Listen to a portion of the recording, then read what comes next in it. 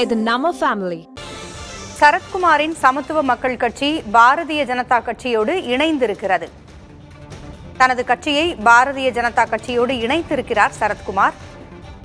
முதலில் பாரதிய ஜனதா கட்சிக்கு ஆதரவு தெரிவிப்பதாகவும் அந்த கூட்டணியில் இணைய இருப்பதாகவும் தெரிவித்திருந்த நிலையில் தற்பொழுது இந்த கட்சியோடே தனது கட்சியை இணைத்திருக்கிறார் சமத்துவ மக்கள் கட்சியினுடைய தலைவர் சரத்குமார். மக்களவைத் தேர்தல் நெருங்கும் நிலையில் பல்வேறு கூட்டணிகள் இறுதி செய்யப்பட்டுக் கொண்டிருக்கும் சூழலில் சமத்துவ மக்கள் கட்சியை பாரதிய ஜனதா கட்சியோடு இணைத்திருக்கிறார் நடிகர் சரத்குமார்.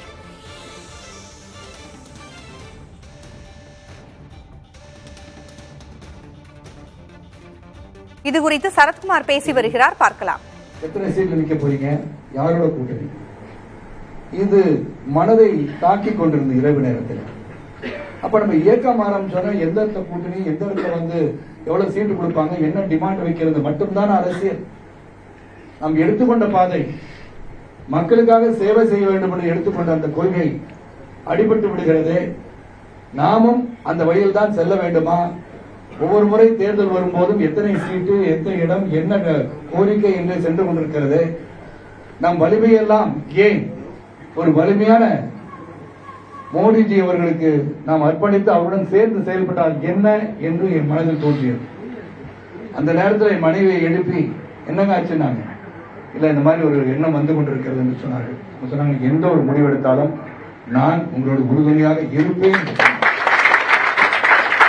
அது சொன்ன பிறகு நம்ம முடிவெடுத்துட்டோம். ஐயோ, இந்த நேரத்தில் ஏங்க அதெல்லாம் நாங்களாம் இப்ப வரவேற்கிற மாதிரி இருக்க முடியாதுன்னு சொல்லிட்டாங்கன்னா என்னன்னு சொல்லி 2 மணி அளவிலும் உறங்காமல் காத்துக்கொண்டுதான் மற்ற உறுப்பினர்கள் என்ன சொல்ல போகிறார்கள், கட்சியை எப்படி வழிநடத்த வேண்டும் தேர்தலில் சிந்தித்துக் கொண்டிருக்கிற நேரத்திலும் போன் அடிச்சோன்னு என்னங்கன்னு கேட்ட உடனே, இப்படி ஒரு முடிவை நான் எடுத்திருக்கின்றேன், அது சாத்தியமா என்று கேட்டேன்.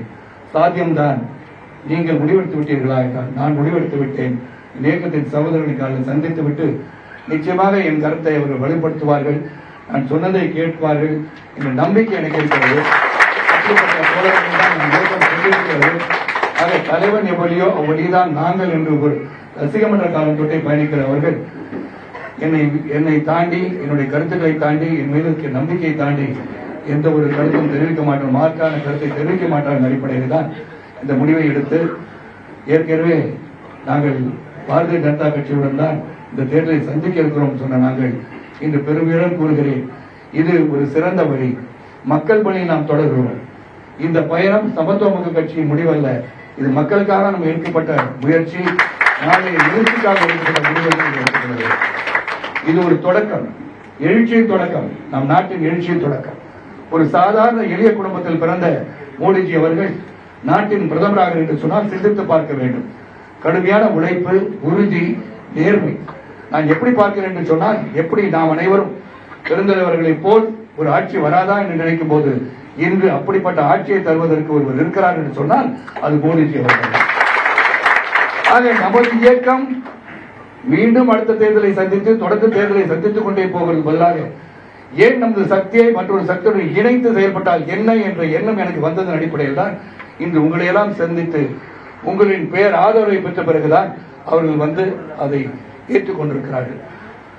இங்க இன்னொரு விஷயத்தை நீங்க பார்க்கணும், ஏன்னா இந்த இடத்துல அதை சொல்லி ஆகணும். ஏன்னா பத்திரிகை சகோதரர்களிடம் 100 கேள்வி, 1000 கேள்வி, 10,000 கேள்விகள் இருக்கலாம். ஆனால் அதுக்கு காலம் இருக்கிறது, அதுக்கு பதில் சொல்ல நேரம் இருக்கிறது.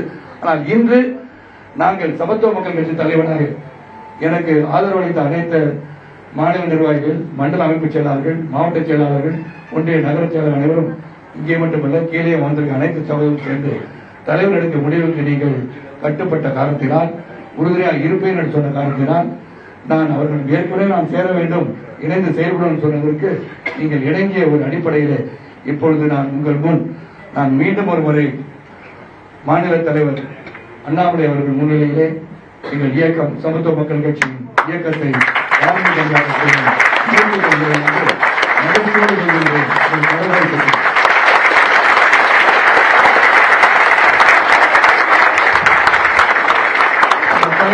முக்கியமாக ஒரு வெற்றி பயணமாக நமது நாட்டின் ஒற்றுமைக்காக, நாட்டின் பொருளாதார வளர்ச்சிக்காக, வருங்கால இளைஞர்களின் நன்மைக்காக இன்னைக்கு ஒரே ஒரு கருத்தை இங்க சொல்லணும்னு ஆசைப்படுறேன். இன்னைக்கு அந்த போதைப் பொருள் எப்படி நமது இளைஞர்களை சீரழித்துக் கொண்டிருக்கிறது சிந்தித்து பார்க்க வேண்டும். அதற்கெல்லாம் நாம் ஒரு முடிவு காண வேண்டும் என்று சொன்னார் மோடிஜி அவர்களால் முடியும். அதை நிறுத்த முடியும் என்பதை உறுதி கூறி, ஏன்னா வருங்கால இளைஞர்கள் 2025 அதிகமான இளைஞர்களுடைய நாடு இந்தியா என்று இருக்கும்போது அந்த இளைஞர்களை சிறந்த வழியிலே வழிநடத்த வேண்டும். ஆனால் போதைக்கு அடிமையாகி விட்டார்கள் என்று சொன்னால் நமது நாட்டின் பொருளாதாரம் ஒற்றுமை பாதிக்கப்படும் என மனதில் வைத்துக் கொண்டு ஒரு வலிமையான அரசு, வலிமையான ஆட்சி மத்தியில் இருக்கும் போது அது மீண்டும் 2026 நாம் தேர்தலை சந்திக்கும் போது தமிழகத்திலே பாரதிய ஜனதா கட்சி வெற்றி பெற்று ஆட்சி பெறும் அளவிற்கு நாம் உழைப்பு இருக்க வேண்டும் என்று கேட்டுக்கொண்டு எங்களை வரவேற்பதற்கு நன்றி கூறி உடன் சேர்ந்து சிறப்பாக செயல்படுவோம் என்று உத்தரவாதம் அளித்து விடைபெறுகின்றேன். நன்றி, வணக்கம். நன்றி சொல்லுங்கள். வருங்கால இளைஞர்களின் நலனுக்காகவும் மக்களின் நன்மைக்காகவும் பாரதிய ஜனதா கட்சியோடு சமத்துவ மக்கள் கட்சியை இணைத்திருப்பதாக சமத்துவ மக்கள் கட்சியினுடைய தலைவர் சரத்குமார் பேசினார். பாரதிய ஜனதா கட்சியோடு சமத்துவ மக்கள் கட்சியை இணைத்தது சமத்துவ மக்கள் கட்சியின் முடிவு அல்ல, மக்கள் பணிக்கான தொடக்கம் என்றும் அவர் கூறியிருக்கிறார். தமிழக பாஜக தலைவர் அண்ணாமலையின் முன்னிலையில் அவர் தனது கட்சியை பாஜகவில் இணைத்திருக்கிறார். தமிழக பாஜக தலைவர் அண்ணாமலை பேசும்பொழுது கூட சரத்குமாரை தமிழகம் என்ற எல்லைக்குள் அடக்க விரும்பவில்லை, அவர் தேசியத்திற்கு தேவைப்படுகிறார் என்று கூறியிருந்தார். இந்நிலையில் பாஜகவில் சமத்துவ மக்கள் கட்சியை இணைத்திருக்கிறார் அந்த கட்சியினுடைய தலைவர் சரத்குமார்.